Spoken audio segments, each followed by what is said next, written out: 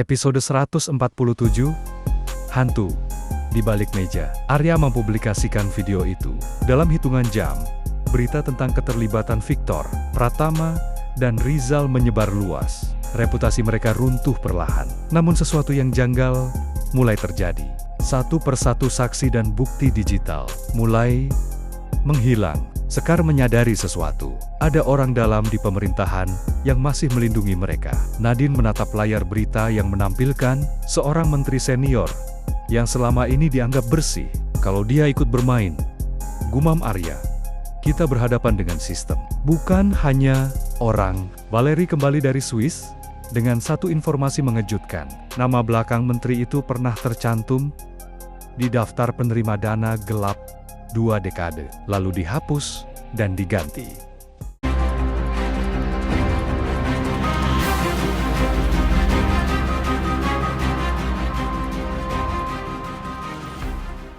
Episode 148, Serpihan Nama. Mereka menyelidiki lebih dalam ke dalam arsip-arsip internasional. Valerie dan Sekar menemukan bahwa data lama hanya bisa diakses dari satu sumber, markas lembaga anti korupsi dunia di Den Haag. Arya dan Valerie berangkat diam-diam ke sana. Di tengah proses, Valerie berkata pelan, nama kita bisa hancur kalau salah langkah. Tapi kalau kita diam, semua orang akan tetap hidup dalam kebohongan. Arya menatapnya lama, lalu menjawab, kita bukan lagi sekadar mencari keadilan. Kita sedang menyelamatkan ingatan. Mereka akhirnya menemukan fragmen data lama yang mengaitkan sang menteri dan Pratama dalam transaksi besar di Balkan, jauh sebelum AU Group berdiri.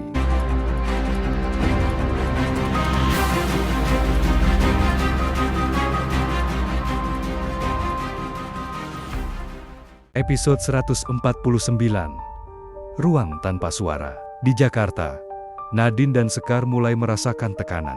Wartawan, aparat misterius, bahkan mantan kolega mulai menjauh. Kita sedang diawasi, ujar Sekar sambil mematikan ponselnya. Arya harus tahu. Sementara itu, Arya dan Valerie nyaris ditahan saat keluar dari bandara. Namun seorang petugas intelijen Belanda memberi mereka perlindungan rahasia. Petugas itu hanya berkata, kalian tak sendiri. Banyak yang menginginkan kebenaran, tapi tak punya keberanian. Tapi jika kalian gagal, tak ada yang akan ingat siapa Arya Wiratama.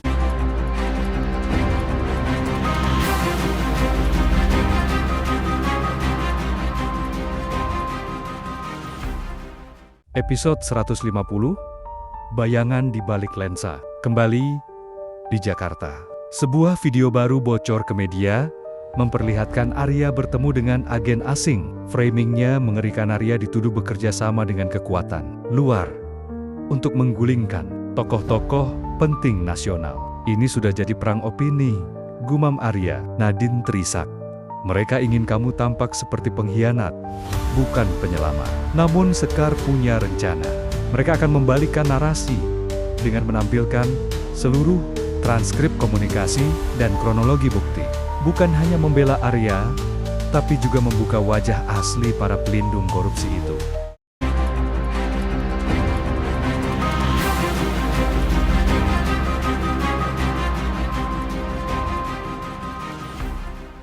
Episode 151, Di Antara Dua Langit. Saat publik mulai terbelah, muncul satu tokoh baru, Alena, jurnalis investigasi senior yang selama ini menyelidiki jaringan Pratama.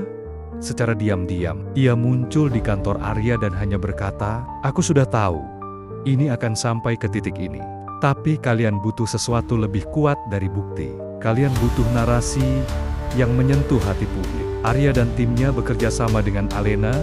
Bersama mereka membuat dokumenter, bukan hanya tentang Victor dan Pratama, tapi tentang semua orang yang pernah menjadi korban. Sistem ini sebuah kisah manusia.